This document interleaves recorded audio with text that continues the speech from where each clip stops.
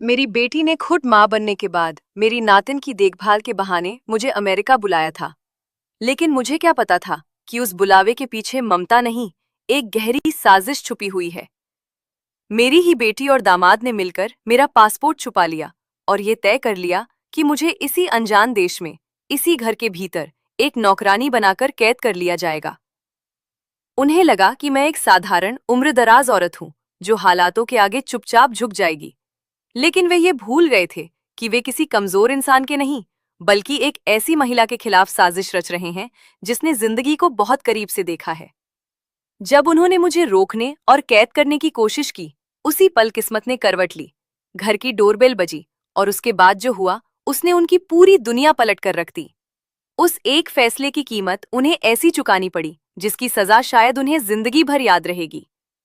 आज मैं अपने जीवन की इस सच्ची घटना को आपके साथ इसलिए साझा कर रही हूँ क्योंकि इस कहानी में सिर्फ दर्द नहीं है, बल्कि एक गहरी सीख भी है।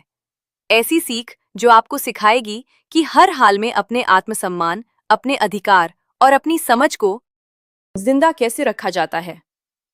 मेरा नाम निर्मला देवी है, उम्र 58 साल, और लोग मुझे अक्सर बुजुर्ग कह देते हैं। लेकिन सच कहूं तो मेरे अंदर आज भी बहुत कुछ जिंदा है। मेरी सोच, मेरी समझ, मेरा आत्मसम्मान और सबसे ज्यादा माँ होने का गर्व। मैं भारत में अपने बेटे और बहू के साथ रहती थी। घर भले ही छोटा था, लेकिन दिल बहुत बड़ा था। मैं पढ़ी लिखी हूँ, ग्रेजुएशन किया है, अंग्रेजी भी अच्छी आती है, मगर मैंने कभी इस बात का ढिंडोरा नहीं पीटा, क्योंकि मुझे हमेशा लगा कि घर में माँ को किताबों से नहीं, उसके संस्कारों से पहचाना जाता है। मैं अपने बेटे और बहू के साथ एक खुशहाल जीवन जी रही थी। हंसी खुशी से भरा घर था, और जैसे हर घर में होता है, वैसे ही हमारे यहाँ भी कभी कभी छोटे मोटे मनमुटाव हो जाते थे। कहीं किसी बात पर नजरें तिरछी हो जाती, कहीं शब्दों की चुभन रह जाती, और कहीं चुप्पियों में अनकहा दर्द दबा रह जाता।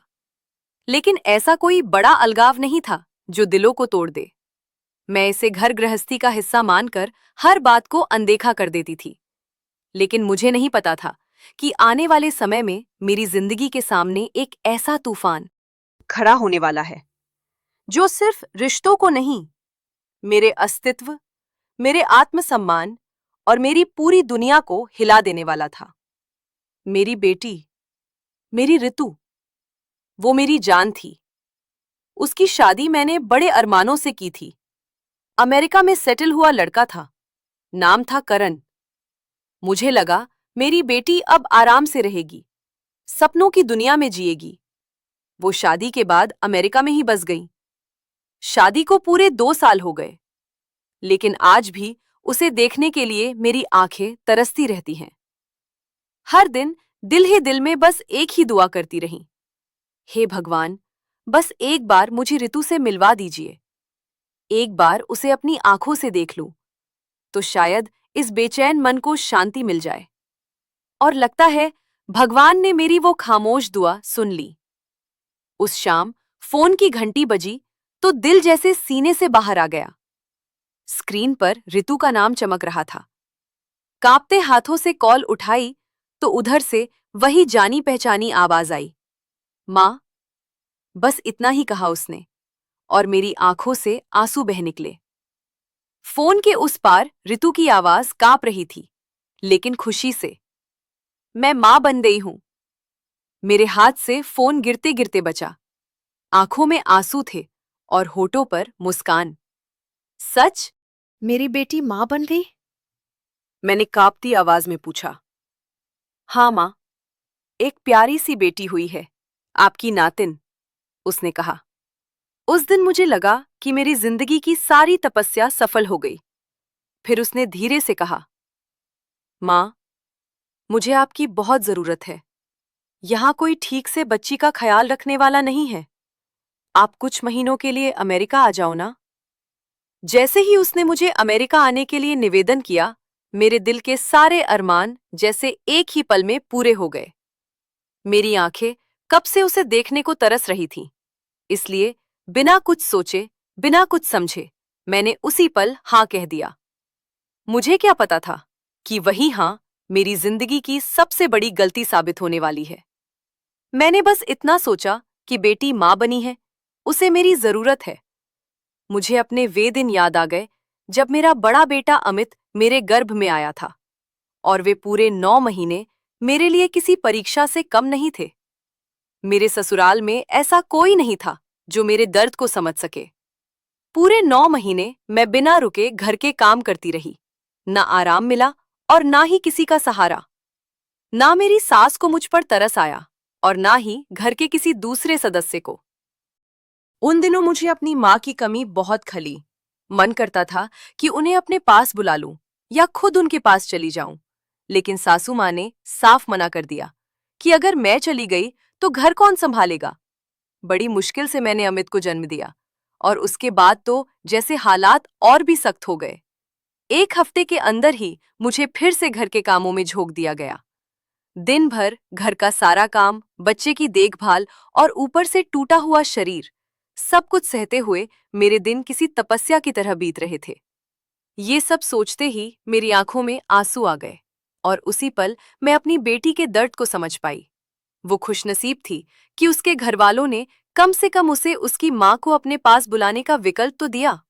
और फिर मैं कैसे पीछे हट जाती, कैसे ऐसे मुश्किल समय में अपनी बेटी का हाथ न थामती। मैंने बेटे बहू से बात की, उन्होंने भी हामी भर दी।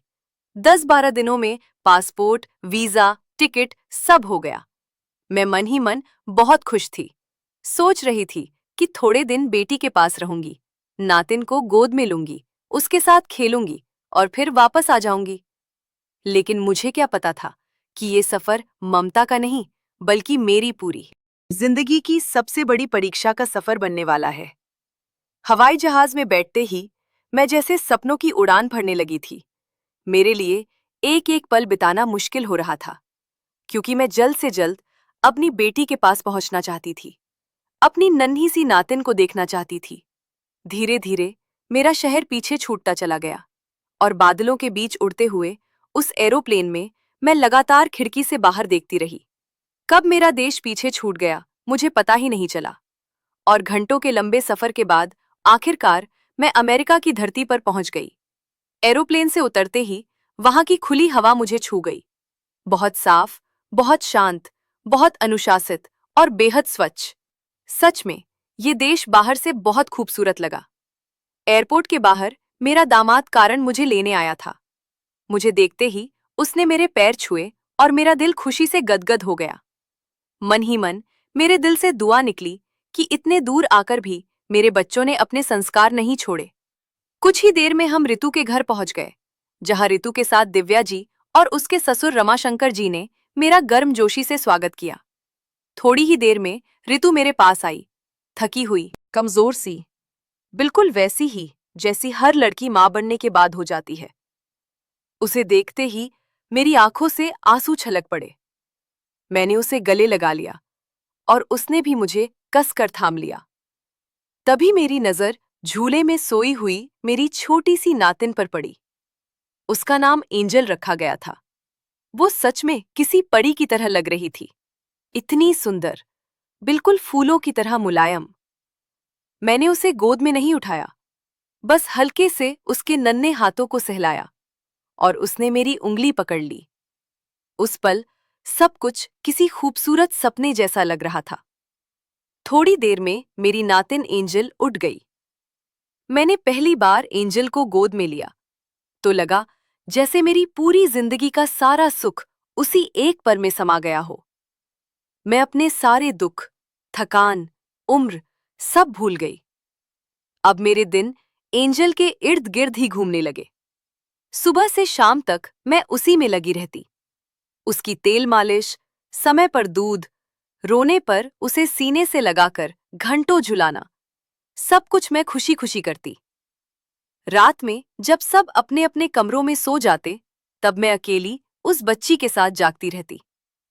कई कई रातें बिना सोए कट जाती। सिर में तेज दर्द रहने लगा, आंखें जलने लगी, शरीर थककर चूर हो जाता। लेकिन फिर भी मैं खुद से कहती, निर्मला, तू माँ है, नानी है, इतना तो सह ही सकती है। धीरे धीरे मुझे ये अजीब लगने लगा कि रितु ने मुझे क्यों कहा था कि बच्ची को संभालने वाला कोई नहीं है, जबकि उसी घर में उसकी सास और ससुर भी रहते थे और उसकी सास भी मेरी ही उम्र की थी। लेकिन मैंने अपने मन में उठते सवालों को दबा दिया, क्योंकि माँ सवाल नहीं करती, वो बस निभाती है। कुछ ही दिनों में मेरी जिम्मेदारियां बढ़ने लगीं, जैसे किसी ने बिना पूछे मेरे कंधों पर पूरा घर रख दिया हो। घर में खाना बनाने वाली मेड आती थी, लेकिन अचानक उसमें आना बंद कर दिया। पहले दिन रितु की सास दिव्या जी ने खाना बनाया, लेकिन जितना उन्होंने खाना बनाया उससे कहीं ज्यादा समय वे अपने कमर और घुटनों के दर्द का जिक्र करती रहीं। हर 2 मिनट में कमर पकड़कर बैठ जाती, फिर लेट जाती और कहती कि इतनी देर तक खड़े होकर खाना बनाना उनके लिए बिल्कुल संभव नहीं है। कमर में बहुत दर्द हो रहा है और आज तो घुटनों का दर्द और भी बढ़ गया है। सुबह नाश्ते के लिए बस सैंडविच बनाते ही उनके पूरे शरीर में दर्द बढ़ गया और वे कमरे में जाकर लेट गईं। दोपहर में जब रितु खाना बनाने रसोई में गई तो वह बहुत कमजोर और थकी हुई लग रही थी। उसे देखकर मुझे उस पर तरस आ गया और मैंने खुद उससे कहा कि तुम रहने दो, मैं कर लूंगी। वैसे भी मुझे हमेशा से काम करने की आदत रही है। लेकिन सच ये था कि आदत तो थी, पर बहू के आ जाने के बाद वह आदत छूट चुकी थी और अब दोबारा रसोई संभालना मेरे लिए एक नए संघर्ष की शुरुआत थी। फिर भी मैंने बिना किसी नकारात्मक भावना के पूरी निस्वार्थता से काम शुरू कर दिया, मन में यह सोचकर कि बीच बीच में दिव्या जी और रितु मेरी मदद करते रहेंगे तो काम हल्का हो जाएगा। लेकिन हुआ इसका ठीक उल्टा। उस दिन की शाम से जैसे खाने की पूरी जिम्मेदारी अपने आप मेरे कंधों पर आ गई। किसी ने रसोई में झांकना तक जरूरी नहीं समझा और यह सब धीरे धीरे मेरी रोज की दिनचर्या बन गया। मैं सुबह उठकर सबसे पहले सबके लिए टिफिन तैयार करती, फिर नाश्ता बनाती, सारे काम जल्दी जल्दी निपटाती रहती और बाकी सब अपने अपने कमरों में आराम से सोते रहते। नाश्ता जब टेबल पर सजा होता तब सब सीधे आकर आराम से खाते। कोई भी मेरी मदद के लिए रसोई तक नहीं आता। यही हाल दोपहर के खाने का भी होता। मैं अकेले ही रसोई में खटती रहती और कोई हाथ बटाने वाला नहीं होता और इसी तरह धीरे धीरे घर के खाने की पूरी जिम्मेदारी बिना कहे ही मेरे हिस्से आ गई। फिर एक दिन घर की सफाई करने वाली मेड ने आना बंद कर दिया। इस बार किसी ने मुझसे पूछा नहीं, सीधा आदेश दे दिया गया घर की सफाई का और अचानक पूरे घर की झाड़ू पोछा, बर्तन, कपड़े सब मेरी जिम्मेदारी हो गए। रितु और उसकी सास आराम से सोफे पर बैठी रहती, मोबाइल चलाती, टीवी देखती और मैं रसोई से लेकर बाथरूम तक भागती रहती। जब शरीर थककर जवाब देने लगा और मैंने धीमे से पूछा कि मेड कब आएगी, तो हर बार कोई न कोई बहाना सुना दिया गया। अब मैं टूटने लगी थी, मेरा मन बिल्कुल नहीं लग रहा था। लेकिन एक दिन मैंने कुछ ऐसा सुन लिया जिसने मेरी आत्मा तक को हिला दिया। उस दिन दिव्या जी की कुछ सहेलियां घर आई थीं और वे बाहर हॉल में बैठी थीं। मैंने उनके लिए कुछ खाने को बनाया, टेबल पर रखकर वहीं खड़ी रही। तभी दिव्या जी ने मुझे हिंदी में इशारा करते हुए अंदर जाने को कहा, जबकि वे आपस में अंग्रेजी में बात कर रही थीं। शायद उन्हें लगा कि अगर वे अंग्रेजी में बोलेंगी तो मुझे कुछ समझ नहीं आएगा। मैं रसोई में चली तो गई, लेकिन उनकी आवाजें साफ साफ वहां तक पहुंच रही थीं। तभी उनकी एक सहेली ने पूछा कि ये महिला कौन थी और दिव्या जी ने मुस्कुराते हुए तुरंत जवाब दिया, ये हमारे घर की मेड है, हम इसे इंडिया से लाए हैं, बहुत हाई पेमेंट लेती है।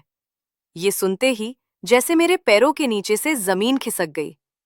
उन्होंने मुझे इस घर की नौकरानी बताया और ये भी कहा कि वे मुझे अच्छे खासे पैसे देते हैं, जबकि ये दोनों ही बातें झूठ थीं। मैं सोच में पड़ गई, क्या मैं सच में इस घर की नौकरानी थी? मैं तो इसे अपनी बेटी का घर समझकर बस जिम्मेदारियां निभा रही थी। लेकिन वे शब्द मेरे सीने पर हथौड़े की तरह पड़े। मन तो हुआ उसी पल जाकर मुंह तोड़ जवाब दूं, लेकिन मेहमानों के सामने मैं घर की इज्जत उछालना नहीं चाहती थी। थोड़ी देर बाद वे सभी सहेलियां चली गईं और दिव्या जी भी चुपचाप अपने कमरे में चली गईं, इस बात से बिल्कुल अनजान कि मैं उनकी हर एक बात समझ चुकी हूं। मुझे लगा शायद यही सबसे बड़ा दर्द था। लेकिन उस रात डाइनिंग टेबल पर मैंने जो सुना, उसने तो मेरे होश ही उड़ा दिए। मैं अंग्रेजी अच्छे से समझती थी, लेकिन ये बात किसी को नहीं पता थी। उस रात डाइनिंग टेबल पर मैंने खाना सजाया। सब लोग खाने के लिए बैठ गए और आपस में हंसते बातें करते हुए अंग्रेजी में बातचीत शुरू हो गई। कारण अपने ऑफिस की बातें कर रहा था। ऋतु अपनी सहेलियों और डिजाइनर कपड़ों की चर्चा में मग्न थी। और तभी दिव्या जी ने बड़े सहज अंदाज में आज की बात दोहराई कि उन्होंने बाहर के लोगों को बता दिया है कि ये हमारे घर में काम करने वाली मेड है जो इंडिया से आई है। ये सुनते ही मुझे लगा अब ऋतु उन पर बरस पड़ेगी। मेरा दिल धड़कते हुए उसी पल का इंतजार कर रहा था। लेकिन अगले ही पल ऋतु हंस पड़ी और बोली, अच्छा किया मम्मी, आखिर इतने दिन तो हमें ये बात सबको बतानी ही थी कि हमारे घर में जो है वो कौन है। अब धीरे धीरे सबको पता चल ही जाएगा। ये सुनते ही मेरा कलेजा धक से रह गया। ऋतु पूरी बेशर्मी से उनकी बातों में हामी भर रही थी और कारण भी बिल्कुल वैसे ही सिर हिला रहा था। उस पल मुझे साफ दिख गया कि वे चारों जैसे पहले से तय करके बैठे थे कि मुझे यहां बुलाकर सिर्फ एक नौकरानी की तरह ही रखा जाएगा और मैं मूर्खों की तरह इसे अपनी जिम्मेदारी, अपनी ममता और बेटी के प्रति प्यार समझ रही थी। जबकि सच्चाई ये थी कि मेरी बेटी, मेरी ही बेटी, मुझे एक इंसान तक समझने को तैयार नहीं थी। उनकी एक एक बात समझ रही थी। फिर भी अपनी मुट्ठियां भींचे हुए मैंने खुद को भीतर से काबू में रखा था। मेरे अंदर एक ज्वालामुखी सुलग रहा था जो किसी भी पल फट जाना चाहता था। लेकिन उस क्षण मैं खुद को रोककर सिर्फ उनकी पूरी बातें सुनना चाहती थी। वे सब इस भ्रम में थे कि मैं अंग्रेजी नहीं समझती और इसी भरोसे के सहारे वे बेझिझक सब कुछ आपस में साझा कर रहे थे। मेरे सामने ही मेरी हैसियत तय कर रहे थे। मेरी जिंदगी को जैसे किसी सौदे की तरह बांट रहे थे। और वे इस बात से बिल्कुल अनजान थे कि हर शब्द, हर हंसी और हर साजिश मेरी आत्मा पर गहरी लकीरें खींच रही थी। वे लोग मेरे सामने अंग्रेजी में बातें करने लगे, हंसते हुए, बेपरवाही से, जैसे मैं कमरे में मौजूद ही ना हूं। ऋतु मुस्कुराकर कह रही थी कि अब उसकी जिंदगी कितनी आसान हो गई है। मेड का खर्च बच गया है, खाना पीना संभल गया है और उसकी सास भी अब आराम से रहती हैं। करण और उसके पिता हंसते हुए हामी भर रहे थे। तभी उसके ससुर ने कहा, बस ध्यान रखना, कहीं वापस जाने की जिद न करें। और ऋतु ने बहुत सामान्य, बहुत ठंडी आवाज में कहा, आप चिंता मत कीजिए, मैं आज रात माँ का पासपोर्ट छुपा लूंगी। पासपोर्ट ही नहीं रहेगा तो जाएंगी कहाँ? उस एक वाक्य ने मेरे पैरों तले से जमीन खिसका दी।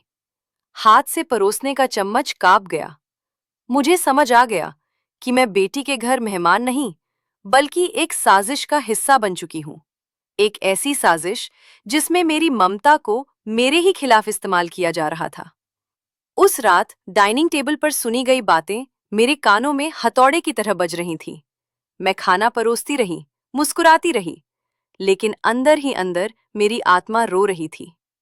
जिस बेटी को मैंने 9 महीने कोख में रखा, जिसके लिए अपनी नींद, अपनी जरूरतें, अपने सपने तक कुर्बान कर दिए, वही बेटी आज मुझे एक सस्ता और भरोसेमंद समाधान समझ रही थी। मुझे याद आ रहा था कि कैसे मैंने उसकी हर जिद पूरी की थी, कैसे उसके बुखार में सारी रात जागी थी, कैसे उसकी शादी के लिए अपने गहने तक बेच दिए थे ताकि वो अमेरिका जाकर खुश रहे। और आज वही बेटी उसी अमेरिका में मेरे ही खिलाफ षड्यंत्र रच रही थी। जब उसने हंसते हुए ये कहा कि मेरा पासपोर्ट चुरा लिया जाएगा और मुझे यहीं नौकरानी बनाकर रखा जाएगा, उस पल मुझे सिर्फ धोखा नहीं लगा, मुझे ऐसा लगा जैसे किसी ने मेरे सीने से मां होने का तमगा ही नोच लिया हो। अगर आप मेरे इस दर्द को सच में महसूस कर पा रहे हैं, तो अपने दिल के विचार कमेंट्स में जरूर लिखिए और वीडियो को लाइक कीजिए।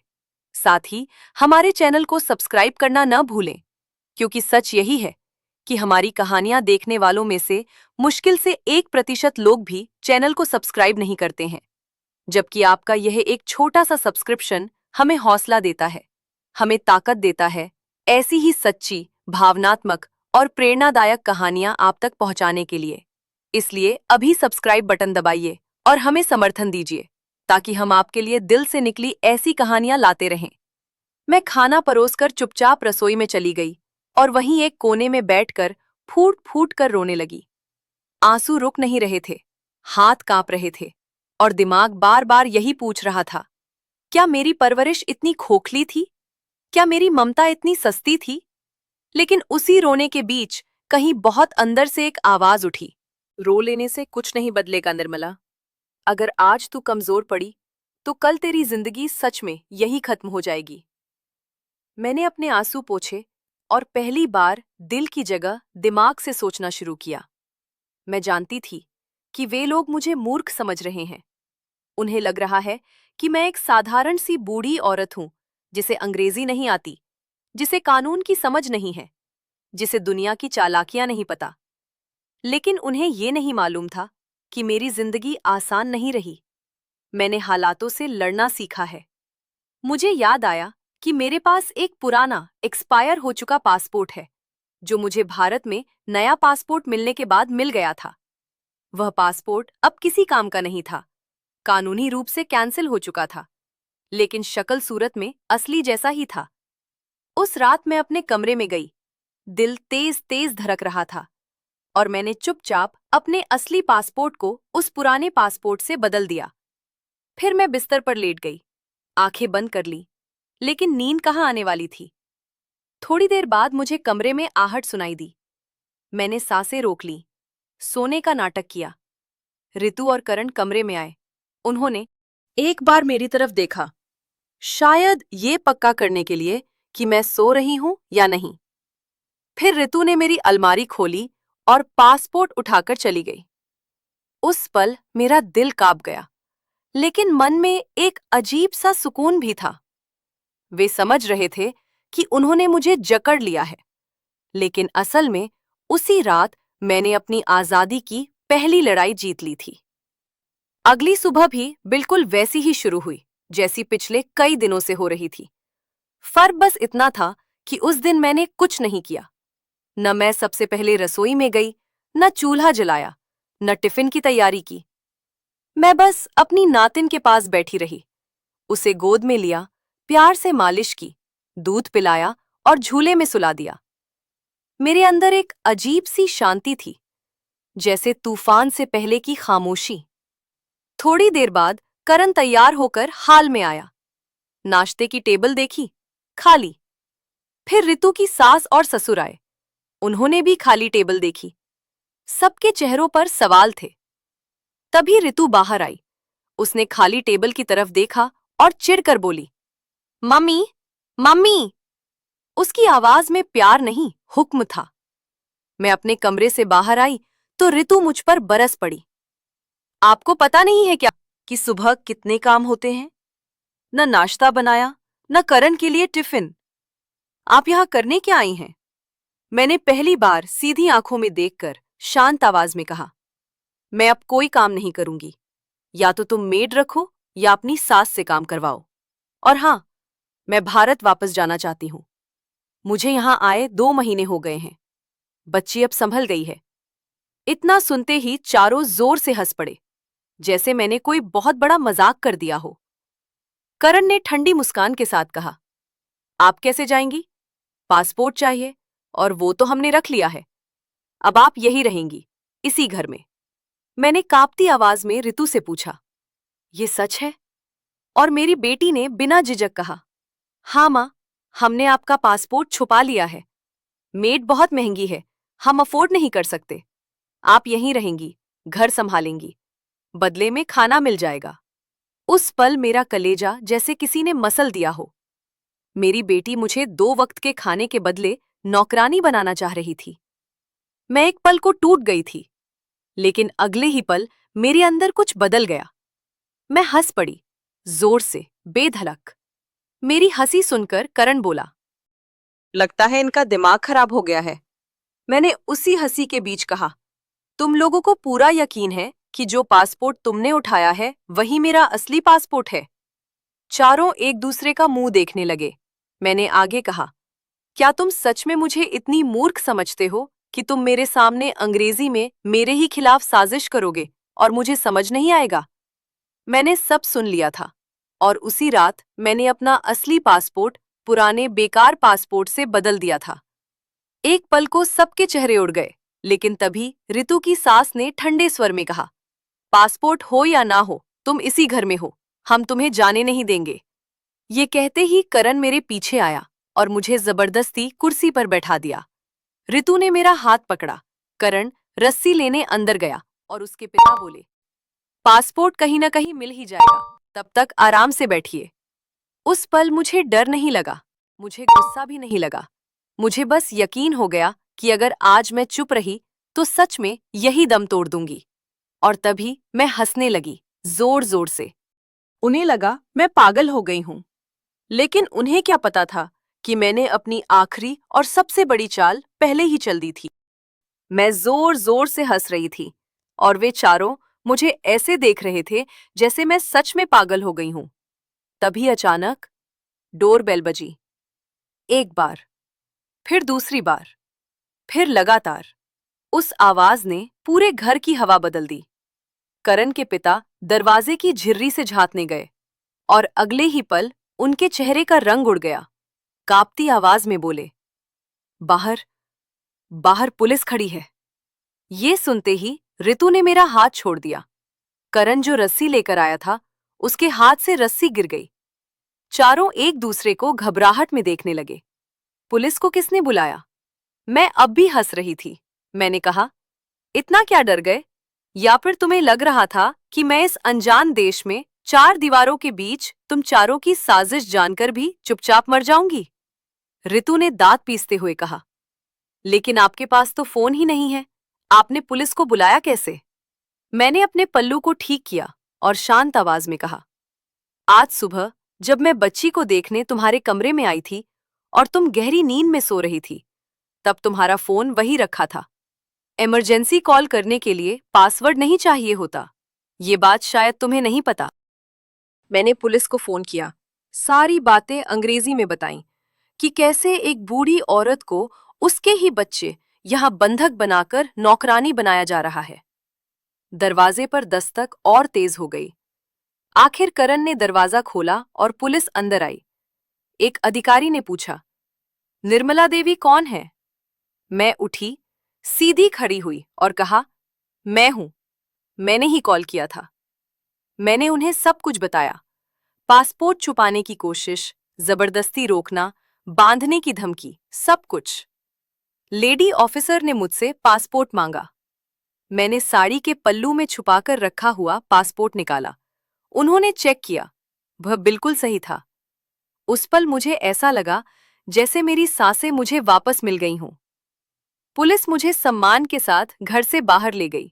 मेरे सामान पहले से पैक थे, जैसे मेरा मन पहले ही जानता था कि मुझे यहां से निकलना ही है। बाहर खड़ी ठंडी हवा मेरे चेहरे से टकराई और पहली बार मुझे लगा मैं आजाद हूं। रितु, करण, उसकी सास और ससुर, चारों को पुलिस अपने साथ ले गई। मुझे नहीं पता उन्हें कितनी सजा मिली, लेकिन मुझे इतना पता है कि उस दिन न्याय जिंदा था। पुलिस मुझे सीधे एयरपोर्ट ले गई, टिकट कराया गया और मैं भारत लौट आई, एक युद्ध जीतकर। जब जहाज ने जमीन छोड़ी तो और मैं भारत लौट आई, एक युद्ध जीतकर। जब जहाज ने जमीन छोड़ी तो मेरी आंखों से आंसू बह निकले, लेकिन वो हार के नहीं थे, वो जीत के आंसू थे। अगर उस दिन मैंने सिर्फ दिल से सोचा होता तो शायद आज मैं किसी विदेशी जमीन पर, किसी कोने में एक बेआवाज नौकरानी बनकर दम तोड़ रही होती। लेकिन मैंने दिमाग से सोचा, हालात को समझा और खुद को बचाया। मैं मां हूं, हां, लेकिन मैं इंसान भी हूं। मेरी भी इज्जत है, मेरा भी आत्मसम्मान है। मेरी कहानी बस यही सिखाती है, कभी भी किसी पर आंख बंद करके भरोसा मत कीजिए, चाहे वो बेटा हो, बेटी हो या बहू। हालात चाहे जैसे हों, दिमाग जिंदा रखिए, क्योंकि वही आपको जिंदा घर वापस लाता है। अब आप बताइए, क्या मैंने सही किया? अपने विचार कमेंट में जरूर लिखिए। अगर कहानी ने आपको झकझोर दिया हो तो वीडियो को लाइक करें, शेयर करें और हमारे चैनल को सब्सक्राइब करना ना भूलें। जाते जाते अपने शहर का नाम जरूर लिखिए, ताकि हमें पता चले कि ये आवाज दुनिया के किन किन कोनों तक पहुंच रही है। राधे राधे।